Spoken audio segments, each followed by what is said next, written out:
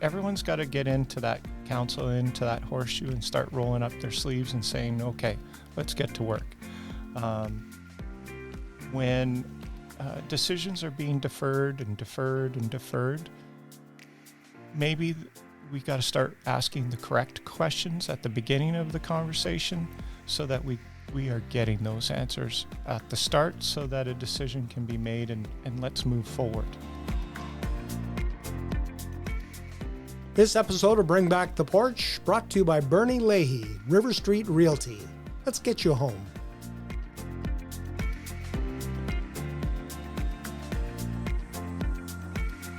Well, my guest today on the porch is Stephen Pudwell, a familiar face around town. You have been involved in many, many things in your life in Medicine Hat. You grew up in Medicine Hat, and now you want to be a city councillor. What are you thinking? Yeah, I've been asked that a few times already. Born and raised in Medicine Hat, raised two lovely daughters in Medicine Hat.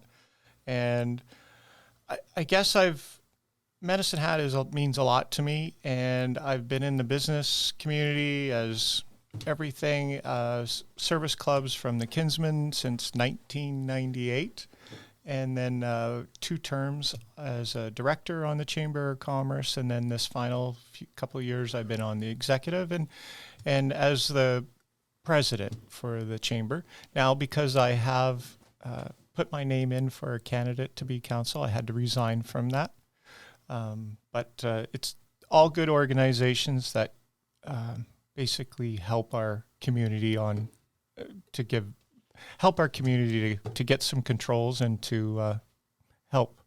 So you see this as the next step in that evolution of Yes. Stephen Pudwell. Yeah, it's just, I've been building up to this, I guess, all my life.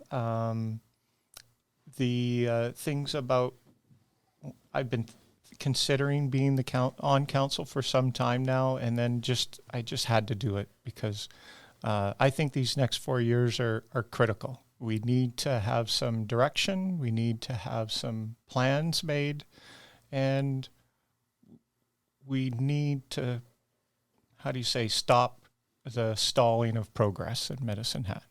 The last 4 years have been difficult for everyone. Mm-hmm. Those people who were sitting around the table and those people who were watching on the YouTube channel, Mm-hmm. watching watching the events unfold. As you watched the last 4 years, what struck you as being needs fixing? Of course, communication is going to be a big one.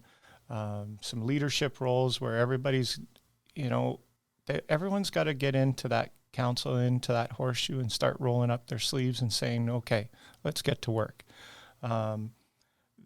When decisions are being deferred and deferred and deferred, maybe we got to start asking the correct questions at the beginning of the conversation so that we are getting those answers at the start so that a decision can be made and let's move forward.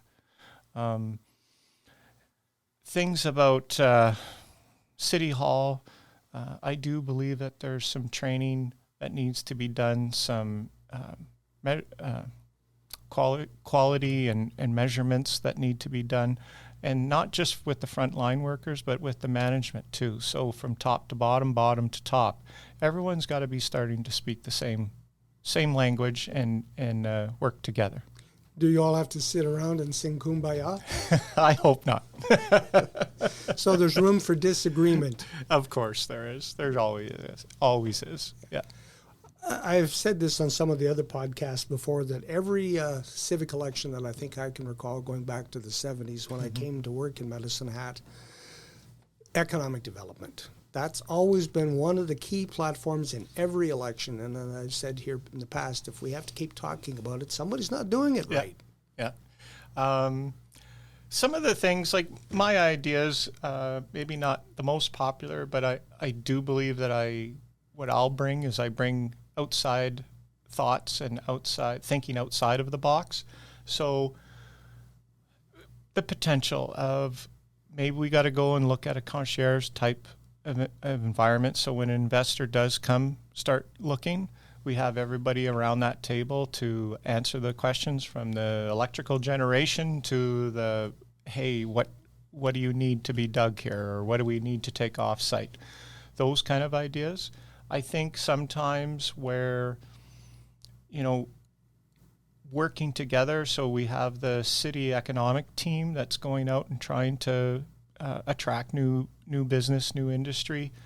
Maybe we put some of our private developers in there so that we now see, that investor will now see the city opportunities plus the private investor opportunities.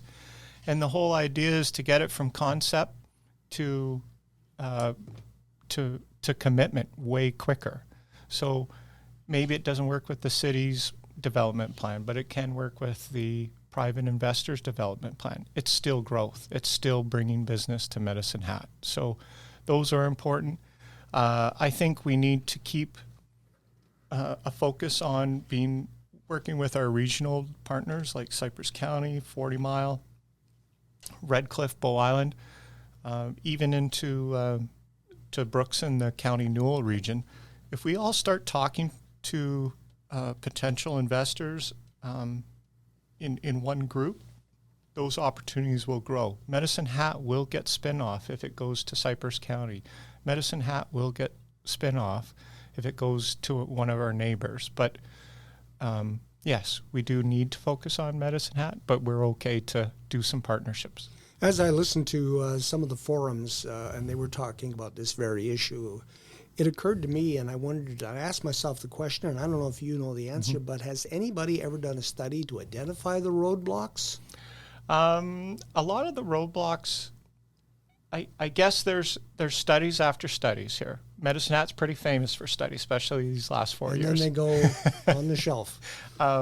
There was one, because I've been in Medicine Hat a long time and also been part of the business community, I remember it was just before the election, they came out with a package, I can't remember the exact name, but the Riverfront Improvement or something. Waterfront, yeah. The Waterfront yeah. Improvement. And I looked at that and I went, if I could go find that email or I could go back and find that brochure, I'm pretty sure that was presented in the early 2000s. And they took that program and they blew the dust off of it and updated some graphics and said, hey, look at this shiny new thing, idea, right? Yeah. So those studies are there. Yes, you need some consultants in to help you narrow some of those, the tangibles to things to say, hey, is this going to work? But we already have a lot of that knowledge right now. We know that in our area, drones, the agro sectors, the petrochemical sectors, they're all here right now. Why are we not talking to them and saying, what can we do to help you as an existing business? Because that's very important. Retention. The retention part, right? But, okay, I get it that you came here in 1970 something, but how can we get some of those partners that you work with every day to be considering, hey, maybe there's a complementary business or industry to this company. Well, how can we get them here?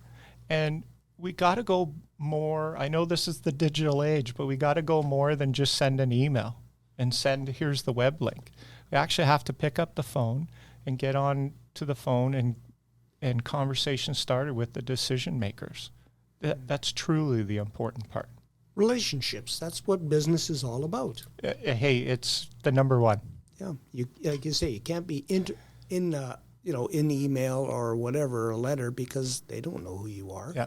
But if you call them on a regular basis, you might make 10 calls and not get anything. But on the 11th call, or they might say, hey, I remember that guy was calling me from here. I'm going to give him a call and see what's up. There's something that twigged in their memory to say, oh, yeah, I think Medicine Hat has something. Yeah. One of the things that floats around this empty space between my ears sometimes is I look at Lethbridge. I grew up in Lethbridge, and Lethbridge to me seemed to catch fire when they got a university. We have the Medicine Hat College. We have some education transfer programs to other universities. We're sending our kids out of the city, and a lot of times they don't come back.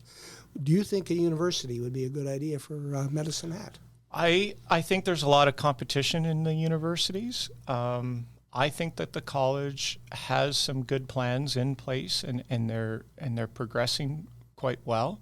I think that the Medicine Hat College and looking at partnerships with the businesses that we do have here, and then looking at some of those industries that are considering Medicine Hat, if we can get those people talking to the Medicine Hat College and saying what kind of programs do they need so that we can help stimulate the workforce, the college is very capable.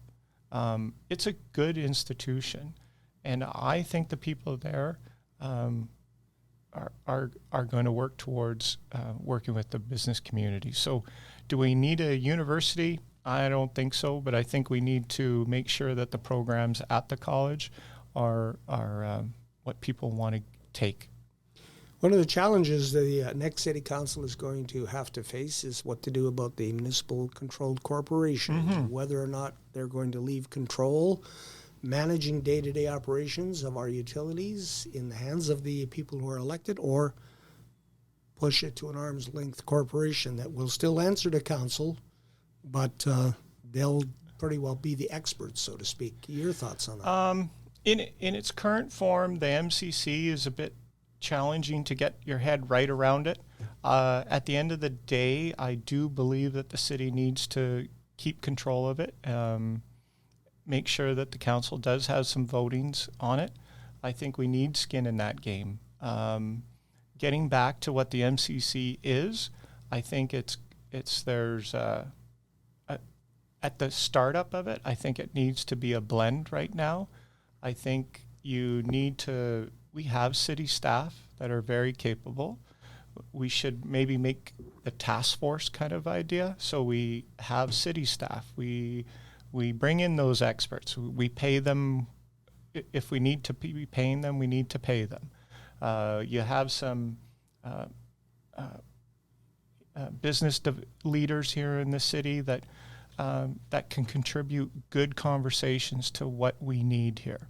We have some representation maybe by the resident taxpayer or payer of the utilities kind of idea, so that there's a good conversations on the whole front, and then that task force comes back and talks to the council, and then it's voted on.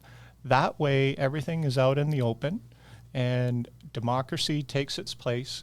And then at the same time, we're developing a plan for not just today, but the future as well. Because I think that's been the problem, is everyone has been so caught up in the whirlwind of, we got to make this decision, and we didn't take time to, what's 5 years out, what's 10 years out. The energy business has become complex. It's not like it used to be, and it will never be. So there's a lot of things on the horizon, and we need to get that under control. And again, how do you say, get our house in order first so that we can make some of those decisions upon the future. As a potential city councillor, do you feel confident in your abilities to handle all the technical stuff that comes with looking after your energy division? I do have that confidence in me. I'll tell you right now, do I know everything ins and outs of the electrical business? But no, I do not. But I know that I have business sense, and I have the mindset where I've always, throughout my whole career, and I've been given a lot of problems. I work with businesses every day, and everyone gives me the problem, and they come, and so I have to come up with ideas of how to make this solution for them. So, or with them, I should say. But I'm that person. If I don't have those tools in my tool belt, maybe I can answer 50% or 80% of the reason why they should come to me is I know the people who can give me the tools so that I can ask those questions and do some partnerships and say, I'll take care of this part, you take care of that part. Again, let's get it from concept to commitment quicker. Property taxes and utility rates are two things that have been featured prominently in the forums. People are saying, can't afford another property tax rate hike, can't afford to see my utilities go up. It affects homeowners, it affects business, it affects everybody in Medicine Hat. And yet you still have to pay the bills. Yeah, the bills keep coming in on both sides, right? Again, getting back to if we start making some commitments to the economic growth, some of that will be, how do you say, taken care of by itself, because we're putting levers and pulleys in place to say, okay, if we switch this, it should trickle down to help alleviate some of those cost increase. Take it a little bit off the taxpayer, the residential taxpayer, put it back into here's the industry coming, those taxes are coming to help our chauffeurs, right? So all that said, yeah, there is a commitment to make things affordable. We do know that a lot of people are they are struggling. So we need to get that addressed. We need to make sure that Medicine Hat has opportunities for those people and for everybody that needs to take part. How do you feel about incentives being offered to businesses to come here? I think that incentives are important. I'm the guy, I don't want to give it away for free kind of idea, because there's no value in free. It could lead to a slippery slope. So I do believe that, hey, if it costs this much, what can be done to help with those costs? It's about a solution. So, free isn't free. No. Kind of thing. So maybe a way of, if you do this, then we'll do this. Exactly. So you create an incentive for the developer to get to that target, to get the prize. And it's not me shooting from the hip. It's we have to be informed. It's like when you develop a thing like the offsite levies or the in-builds, instead of the government just making these decisions and saying, oh yeah, this is a good thing and we're going to roll it out, there are those points when you kind of go and say, did anyone ask the business guy, did anyone ask the developer that that's actually something that I can take part in? Or did we make it so complicated that I don't even know what that program is anymore?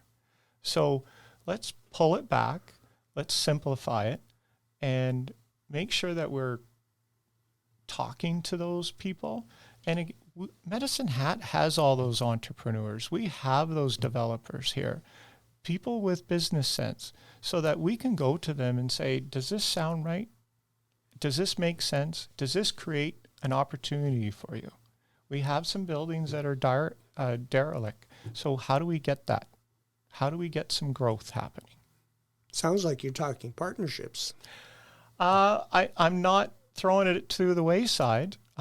It's got to make sense, though, and you can make deals if it makes sense, right? A lot of money has been spent on the Samus solar project so far. They're still in the process of deciding if they want to go further into this. Your thoughts? So there's the two things. First off, this Samus solar project, in its current form, it does make me scratch my head. So we bought a license, or we bought a plan that now we're sending out, looking for the return on investment, but we bought it already. So we have this $100 million plan, and we own the license, but we are now getting into, well, does this make sense? Do we get an ROI off of that? So I have a tough time with that. Looking at some of those kind of things, though, is there's conversations happening. Like right now, the Methanexes, the can carbs, that big industry, they're in support of that solar farm because they need it for some of their global corporation commitments that the corporation has put out there. So, okay, that's a good idea. Is that one of the reasons why future or new industry is not considering coming to Medicine Hat, because we don't have something like that to offer them? So, okay, well, there's an idea, right? So when I look at it, I go, I don't want to, is taking 100% of public tax money and funding it to build it, on behalf of the city of Medicine Hat, I'm not in favor of that, right? So I look at it and go, okay, if it's $100 million, why don't we go find four investors out there that, again, if it is proven to make ROI, let's go find four investors to give us $250 million, let them build it, and now what we could do as a city is collect the taxes off of it. Now we got money coming into our purse kind of idea. And again, there's that trickle-down effect, is that it could help some of those residents with those hefty utility bills or tax property bills, right? So those are the kind of things that I'm trying to say. We need smart decisions, and that's the focus. There was some comments made over the forum of, hey, that was a really bad decision that we made, and we learned from that. But it just keeps coming back every year after year. Oh yeah, we did that wrong. I guess we should learn from that. So I'm kind of hoping that, where's those people that said that they would learn from that? Where are they? And did we learn from it? Because we keep kind of getting ourselves caught into the shiny new thing, but not really thinking about the overall plan. Another topic that was frequent in the forums was the issue of affordability, which might lead into homelessness, which might lead into crime. It was like a circle that was being described that people get into and then they can't get out of. And the Mustard Seed was going to look at building a facility up in the old labor hall. Yeah, like that's now revitalizing That's it, yeah. now been pulled off the table, so we're kind of back into the beginning stage again. Do you have any thoughts on that? Okay, so here's the thoughts on that. Is, as a city councilor, we know that a lot of this stuff is provincial issues. Mm-hmm. We know that it from federal has pushed down a lot to provincial. We know that provincial is pushing down a lot to municipal. So there are some solutions out there. Do I have them all? No. But I do think things where the city of Medicine Hat, what we can do quickly is make sure that everything is in place. So they've got the, I keep forgetting that there's a task force that they've just recently got together with, where there's some provincial representation, there's all the outreach groups and some community nonprofit groups getting together, and all those people are talking about, okay, here's the problem. There's some business people in there as well. Here's the problem. How do we deal with this? So they're going out to their provincial associations, their federal associations, and bringing back some ideas. Like Kelowna has some ideas about lighting and cameras, and there was some stuff coming in from Red Deer as well about how do we actually get down to help some of these people. And we have to realize that sometimes those people aren't ready to say, okay, I'm ready, I don't want to do this anymore. So we got to make sure that we're there for when that decision gets made. So by the city helping keeping those groups talking to each other, I think we need to promote as a city to make sure that those groups are sharing some funding to make the solution bigger and better. I think the city of Medicine Hat needs to be advocating to the provincial and federal governments to say, hey, we need you guys to get on board and help fund this. Mm-hmm. And that's what makes a community. Taking those resources, being on the front lines with them, and making sure that we're here and ready for hopefully before the crisis, but in case of that crisis, we're there. The one thing that does seem to get forgotten when they talk about, help from federal government, help from the provincial government, is that there's only one taxpayer, and that's you and me. So whether it comes out of this pocket or out of this pocket or my back pocket, it's still coming from me. And that's something that has to, I think, be part of the thought process. Well, and that's the overall picture, right? Like, you have to get in on that. And where are those priorities? Where do we go from needs? Where do we go from wants? So Community is important, and it should every neighborhood in Medicine Hat should be safe. It should be respectful, and it should be welcoming to all that's there. So, yeah, there's definitely some, like I said before, there's definitely some hard decisions to make in the future, and we need some people there to understand a vision and make sure that we can help steer it. Another group that is looking for money is the Medicine Hat Exhibition and Stampede Company. I know you've probably been following that fairly closely. Your thoughts on whether the city should be involved in that? I think that there's some way more conversation to be happening there. At this point, I think it's gone back. There's been about 3 to 4 different plans being discussed. The provincial government is able to again help fund some of that, the funding for that project. The city is still looking at how that funding will work. I know some of the picture on that Stampede grounds, but I need to get in and see what the city's saying on it, because there's some things that aren't lining up there, and or for me, it's not lining up. So I really want to understand it before I come out and go, hey or nay, kind of thing. You talk about needs and wants. Mm-hmm. One of the wants is a new Southside Recreation Center. Mm-hmm.